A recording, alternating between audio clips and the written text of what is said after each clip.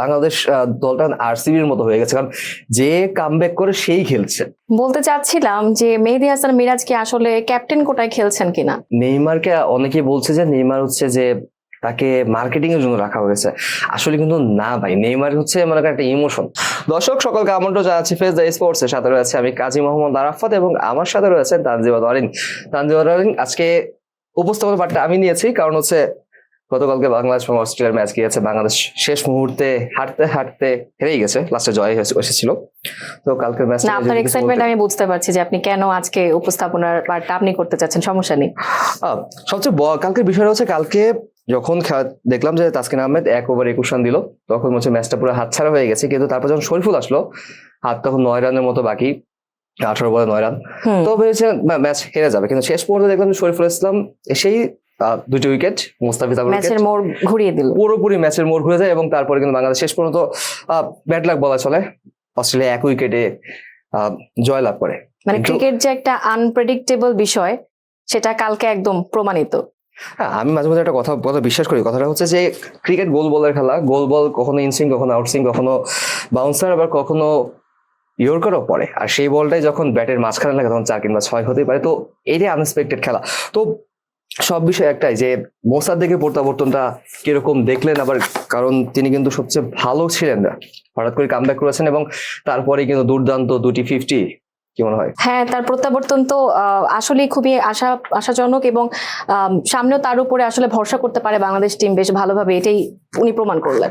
তো সব মিলে আজকে হচ্ছে বড় টপিক হচ্ছে যে আর একদিন পরেই, অর্থাৎ কালকে কিন্তু বাংলাদেশ দল চিটাগাং যাবেন অস্ট্রেলিয়ার বিপক্ষে টি-20 ম্যাচ। যদিও টি-20 সিরিজটি বাংলাদেশের জন্য একদমই হার্ড বা সহজ হবে না, যদিও চিটাগাংয়ের মাটি, তারপরে বাংলাদেশ কিন্তু কঠিন আত্মবিশ্বাসের সাথে রয়েছে।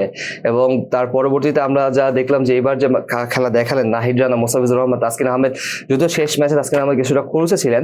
তো সব মিলিয়ে বাংলাদেশের বোলিং সাইডটা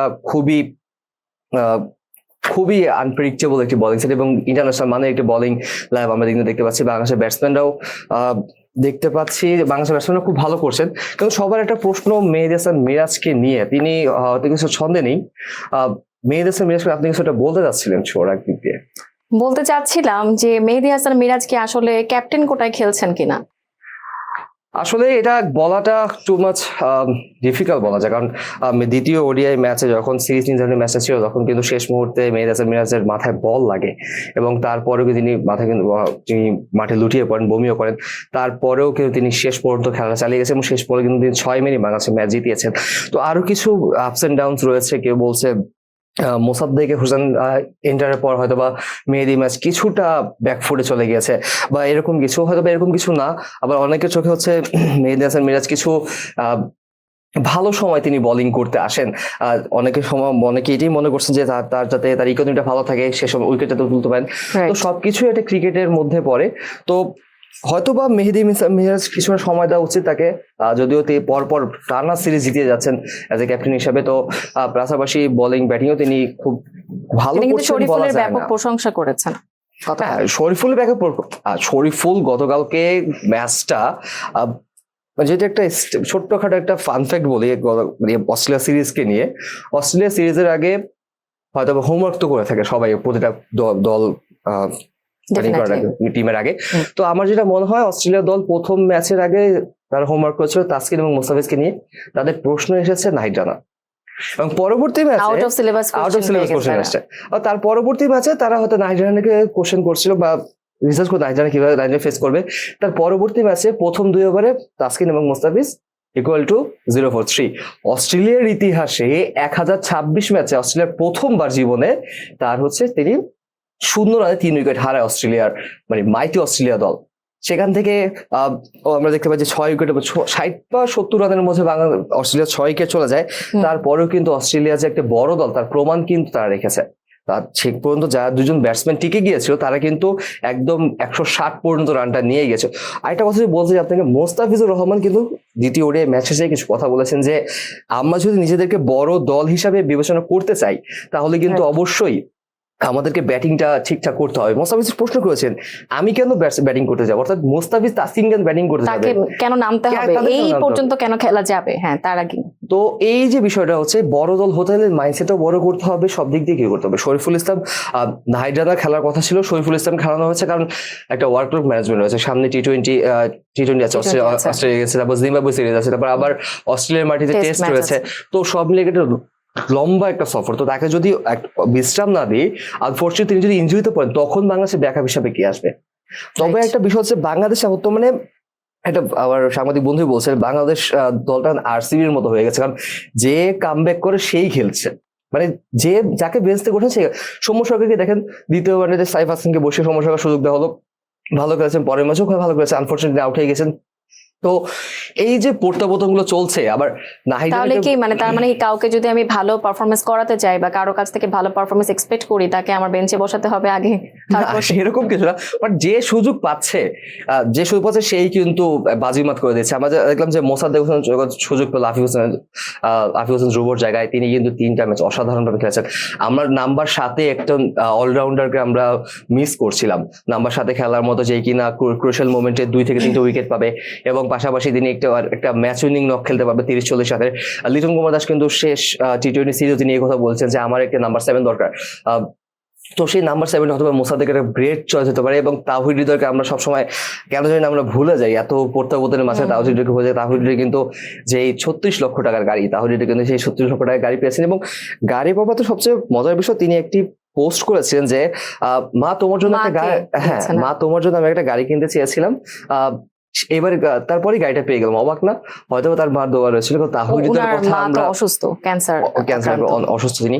তো এই যে তাওহিদ হৃদয়কে আমরা অনেক সময় ভুলে যাই, যে ভুলে যাওয়ার কারণ হচ্ছে মোস্তাফিজকে কিন্তু আমরা ভুলে যাই। এটা কারণ হচ্ছে যে আমরা জানি তাদের থেকে কিছু আসবে, আমরা এখন এক্সপেকটেশন করতেছি যাদের থেকে আসে না বা যেগুলো যারা আসে না। আমরা নাহিদ রানা নিয়ে খুব এক্সপেকটেশন আমরা করছি, তিনি খুব ভালো ফিডব্যাক দিচ্ছেন। শরীফুল ইসলাম সুযোগ পাওয়ার সাথে 6 উইকেট নিলেন, তার ক্যারিয়ারের প্রথম 5 আর 6 এই অস্ট্রেলিয়াকে আপনার যত ছোট দল ভাবে, যত ছোট দল না, কিন্তু অস্ট্রেলিয়ার ব্যাড লাক, পাকিস্তানের সাথে হোঁচট খেয়ে বাংলাদেশের সাথেও সেম হোঁচট খাওয়া লাগলো। এখন টি-20তে আমরা দেখতে পাচ্ছি অস্ট্রেলিয়ার যখনই খেলে, খারাপ খেললেও তাদের ভেতরে সেই হিডেন একটা, যেটা আমরা অনেক আগে থেকে দেখেছি যে তাদের মধ্যে একটা মানে জিততেই হবে বা জিতবো, এই যে স্ট্যামিনাটা থেকে যায়, হয়তো একটু চাপা পড়ে থাকে বাট থেকে যায়। তো সেই জায়গা থেকে বাংলাদেশ এই সিরিজটা জেতা, এটা একটা আসলেই অভাবনীয় বিষয় আর কি। আর একটা বিষয়, আজকে দুপুর হঠাৎ করে বাংলাদেশের ফার্স্ট উইন এগেন্স্ট অস্ট্রেলিয়া, যেখানে আশরাফুল 101 বল 100 রান করেছেন। তো হঠাৎ করে সেই ইনিংসটা দেখে বা সেই ম্যাচটা দেখে যাচ্ছিলাম, তো সেই ম্যাচে দেখলাম যে প্রথম উইকেটটা মাশরাফি বিন মুর্তজা নিয়েছিলেন, তারপরে আরো 3 উইকেট খুব দ্রুতই পড়ে যাওয়ার পরে অস্ট্রেলিয়া কিন্তু 250 রান পর্যন্ত নিয়ে গেছে। তো বাংলাদেশের এই কমতিটা কিন্তু আপনাকে ধরতেই হবে যে বাংলাদেশ যখন বাংলাদেশ উইকেট হারায়, একবার উইকেট হারাতেই থাকে। এটা বাংলাদেশের একটু রোগ বলতে পারে। আমরা যে মনে করেন এখন মোস্তাফিজের কথাটা আনতে হয়, শান্তর কথাটা কোট করতে হয়। প্রথম আলোকে শান্ত যে একটা স্টেটমেন্ট দিয়েছিল, আমার যদি 6 ব্যাটসম্যান যদি কিছু করতে না পারে, আমার 8 ব্যাটসম্যান কিছু করতে পারবে না। আমার যদি করতে হয় 6 ব্যাটসম্যান নিয়েই করতে হবে, আর আমার যদি কিছু না করে আমি যার কারণে বোধহয় যখন উইকেট পড়া শুরু হয় আমরা দর্শক হিসেবে আসলে ভয় পেয়ে যাই যে এখন বোধহয় পড়তেই থাকবে উইকেট। এই জিনিসটা না কিছুটা চেঞ্জ হচ্ছে। আমার যেটা মনে হচ্ছে যে আমরা যদি এবার ওডিআই এটা দেখি, আমরা 6 জন ব্যাটসম্যান, 2 জন অলরাউন্ডার এবং 3 জন মেইনলি বলার নিয়ে খেলা হয়েছে, এবং সব মিলে যদি দেখি বাংলাদেশ কিন্তু খুবই ভালো করছে এই অস্ট্রেলিয়া সিরিজটা। শেষ সিরিজগুলোতে আমরা যদি দেখতে পারি, আমরা ওয়েস্ট ইন্ডিজকে বিট করেছি, আমরা নিউজিল্যান্ডকে বিট করেছি, আমরা পাকিস্তানকে বিট করেছি, অস্ট্রেলিয়াকে বিট করলাম। তো সব মিলে বাংলাদেশ কিন্তু খুবই ভালো ফর্মে রয়েছে। কিন্তু এখন কথা হচ্ছে, একটা মজার বিষয় হচ্ছে, গত বছর কিন্তু ভারতের সাথে বাংলাদেশ একটা ম্যাচ খেলার কথা রয়েছিল, কিন্তু সেই ম্যাচটা এই বছর হচ্ছে। আই থিঙ্ক এখন দেখার বিষয় ইন্ডিয়া কিরকম সাজায়, এটা হচ্ছে বিষয়। তো একটা ছোট কোশ্চেন, যে কি মনে হয় টি-20তে বাংলাদেশ কিরকম করতে পারে? তার আগে একটু বলি যে এই যে বললেন যে বাংলাদেশ ইমপ্রুভ করছে, হ্যাঁ, তো এই আমরা সবসময় দর্শকদের একটা কনফিডেন্স থাকে যে আমরা সবসময় কি ইমপ্রুভিং স্টেজেই থাকবো, মানে এই সময়টা কখন আসবে যে আমরা বলতে পারবো যে উই আর ইমপ্রুভড অলরেডি। হয়তোবা শেখার তো বাকি থাকি, কিন্তু এটা এখন আমরা বলতে পারি না যে হ্যাঁ আমাদের যথেষ্ট একটা স্ট্রং টিম আছে। সো এটা যেদিন আসলে বলতে পারবো, আশা করি বলতে পারবো খুব শীঘ্র, যেহেতু পরিবর্তনটা খুব ইতিবাচক মনে হচ্ছে, তাহলে আশা করি ইন্ডিয়ার সাথে ম্যাচ আমাদের জন্য সবাই খুশি থাকলেও কালকে কিন্তু tiger mastermind Phil Simmons, tiger head coach, তিনি কিন্তু খুশি ছিলেন না। তিনি কিন্তু চুপচাপ বসেছিলেন, ডাগ আউটে বসে যেমন দেখছিলেন কে কি করে। তিনি but captain is so happy. Captain so happy, হ্যাঁ captain is so happy because তিনি সিরিজ জিতেছেন। তো আমরা যে ফিল সিমন্সের কথা বলছে, তিনি চুপ করে বসেছেন ডাগ আউটের মধ্যে। তখন একজন সাংবাদিক, আমাদেরই পরিচয় সাংবাদিক, জিজ্ঞেস করছিলেন যে আপনি কি খুশি না, বা সবাই আনন্দ করছে, মাইটি অস্ট্রেলিয়াকে আপনার দল হারিয়েছে, আপনি খুশি না? উনি বললেন যে আমি 27 অক্টোবর খুশি হব। মানে তার লক্ষ্য হচ্ছে আমাদের ওয়ার্ল্ড কাপ। ওয়ার্ল্ড কাপে তিনি খুশি হবেন না, এটা হচ্ছে তার, তিনি মাইন্ডসেট করে ফেলেছেন। আমরা যদি এখন জিনিস দেখি যে আর্জেন্টিনা যদি একটু পিছিয়ে যায়, যে গতবার 22 সালে যখন ওয়ার্ল্ড কাপ জিতলো, লিওনেল স্কেলোনি কিন্তু শেষ মুহূর্ত পর্যন্ত তিনি গম্ভীরভাবেই ছিলেন, এবং এবার বিশ্বকাপ আমরা দেখতে পাচ্ছি তিনি গম্ভীরভাবেই রয়েছেন, কারণ তিনি একদম ফাইনাল টাচ না পাওয়া পর্যন্ত তিনি কিন্তু ইয়া করবে না। তো সব মিলিয়ে যে বাংলাদেশ দলকে নিয়ে যদি কিছু বলতে চাই, বাংলাদেশ দল, তো উনি কি তাহলে লিওনেল স্ক্যালোনির সেই স্ট্র্যাটেজি ফলো করছেন যে আমি এখন খুশি প্রকাশ করব না, করলে যদি আবার সামনে কোনো ব্যাড পারফরমেন্স দেখায়, সো আমি এরকমটা ধরে রাখি, এই চলুক ধারাবাহিকতাটা। এটাই অবশ্যই। বাংলাদেশের বিষয়টা হচ্ছে যে এখন বাংলাদেশের টিমটা রয়েছে এটা মোটামুটি আনচেঞ্জ, কিন্তু এখানে কিছু প্রশ্ন আছে, যদি কোনো ইনজুরিতে পড়ে যায় তখন একটু সমস্যার সম্মুখীন হতেই পারে সবাই। আসলে এটা তো এখন এই জন্যই আমাদেরকে সবসময় ফরমেশন অলরেডি হয়ে গিয়েছে। আমরা জিম্বাবুয়ে এগেইনস্ট যে টেস্ট ম্যাচে ঘোষণা করা আছে, অনেকগুলো নতুন মুখ দেখতে পাচ্ছি আমরা। খালেদ আহমেদকে দেখতে পাচ্ছি, হাসান মাহমুদকে দেখতে পাচ্ছি, যিনি কাউন্টি ক্রিকেটের প্রথম ম্যাচে 6 উইকেট নিয়েছেন। তারপরে আমরা এওয়াদত হোসেনকে দেখতে পাবো এবারে এগেইনস্ট জিম্বাবুয়ে। এখন এইটাই হচ্ছে আসল খেলা। আমরা যখন জিম্বাবুয়ের সাথে খেলতাম, আমরা দেখলাম কি পঞ্চপাণ্ডব সবাই আছে। মোস্তাফিজকেও জিম্বাবুয়ের সাথে খেলার জন্য আইপিএল না খেলে চেন্নাইয়ের বিপক্ষে আইপিএল এর মতো গুরুত্ব, তখন দেশ তো অবশ্যই আগে, তো ওইখানে মোস্তাফিজকে না আনলেও পারতো জিম্বাবুয়ের এগেইনস্টে। এখন বাংলাদেশ ওই লেগেসিটা বাংলাদেশ বর্তমানে দেখাতে পারতেছে যে হ্যাঁ আমরা একটু চেঞ্জেস আসি, আমরা দেখি আমাদের দলটাকে একটু পরখ করি। তো হয়তো বা ওই যে টেস্টের যে বিষয় হয়তো সেখানে আগে থাকবে, কারণ আমাদের মেন যে 3জন বা 4জন বোলার আছে, তাদের বাইরেও বাংলাদেশে আরো ভালো বোলার আছে। যখন আমরা সেই বোলারদের যখন এই বোলারদেরকে আমরা যখন ইউটিলাইজ করতে পারবো, যখন শূন্যস্থান থাকা যাবে না, যেমন ইন্ডিয়া যখন শূন্যস্থান তো পাবেন না, যে বসে সে কিন্তু বসে থাকে। তো এইটা হচ্ছে বিষয়। তো এইভাবে যদি বাংলাদেশ প্রথমে হয়তো চেঞ্জ, সব দিক দিয়ে চেঞ্জ হচ্ছে, সবভাবে চেঞ্জ আমরা দেখতে পাচ্ছি। তো সব মিলেই সবচেয়ে জরুরি বিষয়টা হচ্ছে গিয়ে বোলিং সাইড তো মোটামুটি সবসময় আমরা ভালো বা স্ট্রং দেখি, ব্যাটিং সাইডটাই আসলে আমাদের মূল কনসার্ন আর কি, যেটা এই ভালোর ধারাবাহিকতাটা বজায় থাকবে কিনা, এটাই আসলে ভয়ের জায়গা থাকে। এটা আসলে আবার একটা বিষয় যে আমি লাস্ট 3টা ম্যাচ মাঠ থেকে দেখার সুযোগ হয়েছে, তো যা দেখলাম যে বাংলাদেশের ফিল্ডিং সাইডটা খুব বেশি আপডেট হচ্ছে। বেশ কতগুলো 4 বাচ্চাদের দেখেছি, যদিও আনফরচুনেটলি গতকালকের ম্যাচে তানজিদ হাসান তামিম যদি সেই ক্যাচটা ধরতে পারতো, অবশ্য মানে একটা তো থাকেই, যদি ক্যাচটা হতো তাহলে হয়তো বা বাংলাদেশ ভালো পারফরমেন্স। আসলে ফিল্ডিং, ব্যাটিং, বোলিং তিনটাতেই আসলে ভালো পারফর্ম করতে হবে। একটাই ভালো করে বাকিগুলোতে না করতে পারলে তো তখন হয়তো ম্যাচের জেতার আশাটা থাকবে না। তো বিশ্বকাপের কথা বলছিলাম, আমরা কি বিশ্বকাপ নিয়ে কিছু কথা বলবো? বিশ্বকাপে বলবো, আমি আপাতত কিছু বলবো না। বিশ্বকাপ ফুটবল, হ্যাঁ বিশ্বকাপ ফুটবল আমি আপাতত কিছু বলবো না, কারণ দল মাত্র ড্র করেছে, তো একটু দেখি নেক্সট ম্যাচটা। কোন দল জানি সাপোর্ট করেন আরেকটু বলেন। ব্রাজিল, হাতের 5 আঙ্গুল 5 বিশ্বকাপ ব্রাজিল। আচ্ছা, তো এই যে প্রতিবারই যে খালি বলেন এক্সামিশন কমপ্লিট করবো, এবার এক্সামিশন কমপ্লিট করবো, টায়ার্ড লাগে না? না টায়ার্ড এখন লাগে না, কারণ 2002-তে তো না? আচ্ছা, কত বছর যেন মাঝখানে পার হলো। আমরা হিসাব করি না, আমরা দেখি কি হয় সামনে। অপশন এখনো আছে যে এখন, হ্যাঁ লাস্ট ম্যাচে আমি নিজেও মানে মোটামুটি হতাশ হয়েছি, বসে 8টা পর্যন্ত অপেক্ষা করার পর ম্যাচ এটা দেখলাম, অবশ্যই হতাশ হয়েছি। হয়তো কার্লো আনচেলত্তির মনে অন্য কিছু রয়েছে, জানি না তার মনে কি রয়েছে, কি বাসা বাঁধছে তার মনে। নেইমারের কাছ থেকে কি আশা করছেন এবার? আচ্ছা, নেইমার যে বিষয়টা হচ্ছে যে নেইমারকে অনেকেই বলছে যে নেইমার হচ্ছে যে তাকে মার্কেটিং এর জন্য রাখা হয়েছে, আসলে কিন্তু না ভাই। নেইমার হচ্ছে মনে করেন একটা ইমোশন। নেইমার যতক্ষণ মাঠে থাকবে, হোক সে 20 মিনিট হোক আধা ঘন্টা, নেইমার। আপনি নেইমারকে অন্য কিছুর সাথে তুলনা করতে পারবেন না। অনেকে মনে করেন নেইমার হচ্ছে মার্কেট ভ্যালু বাড়ানোর জন্য আনচেলত্তি রেখেছে, অবশ্য না। নেইমারকে আপনি নেইমারকে সম্মান দিতে হবে, কারণ নেইমার ইজ নেইমার। নেইমার যতক্ষণ মাঠে থাকবে তাকে ইনজুরি মুক্ত থাকতে হবে। হ্যাঁ, তাকে ইনজুরি মুক্ত থাকতে দেওয়া হচ্ছে না, ইনজুরি মুক্ত থাকতে দেওয়া হচ্ছে না, খেয়ে থাকতে দিচ্ছে। আপনি দেখেন ও মাঠে নামলে ওরে মারা হচ্ছে।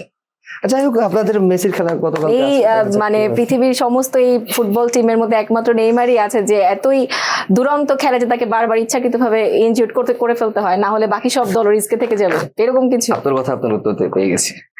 আপনার কথা উত্তর পেয়ে গেছি আমি, যে আপনার হ্যাঁ নেইমার দুরন্ত, এই জন্যই তাকে ইয়া করতেছে। আপনার কথা উত্তর পেয়েছে। একটা বিষয় হচ্ছে হ্যাঁ আপনাদের এবার মেসির শেষ ওয়ার্ল্ড কাপ হয়তো বা মেসির শেষ ওয়ার্ল্ড কাপ, নেইমার তো অলরেডি বলেছে যে অবসরে চিন্তা ভাবনা করছে। হ্যাঁ মেসিও তো সেম চিন্তা ভাবনা করছে, কিন্তু কথা হচ্ছে যে আপনাদের প্রথম যে বাজ পাখি তো প্রথম ম্যাচে নাই।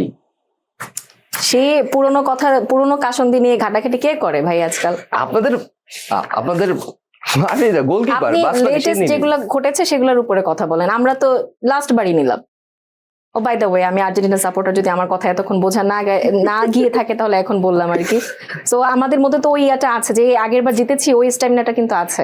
গতকালকের জার্মানি ম্যাচের পরে অনেকের পুরনো আগুনে হালকা করে ঘি ডালা হয়েছে। হ্যাঁ জার্মানি 7 গোল দিয়েছে, সবাই ভাবছে যে জার্মানি আবার মনে হয় ব্রাজিলকে 7 গোল দিয়েছে। তো ভাই এইটা তো ভাই আনফরচুনেটলি একটা হতেই পারে। এখন আপনারা যদি মনে করেন, আপনারা আমাদের বলেন বাপ দাদার কাপ নিয়ে আমরা বসে আছি, আপনারা তো পুরো আমলের কথা নিয়ে বাপ দাদার না, কি বলবো, দাদার উপরে বড় আব্বা যা আছে সবার, সেটা হতে পারে। অত দূর না আপনি যতই বলেন অত দূর না। যাই হোক, শোর শেষ প্রান্ত, তাই আর ঝগড়াটা আর বাড়ালাম না। দর্শক, এই ছিল আজকে ফেস দ্য স্পোর্টসে। আপনাদের সাথে আবারও যুক্ত হব, আমি হয়তো যুক্ত হবো আপনাদের সাথে চট্টগ্রাম থেকেই। ততক্ষণ পর্যন্ত সবাই সুস্থ থাকুন, ভালো থাকুন, আল্লাহ হাফেজ।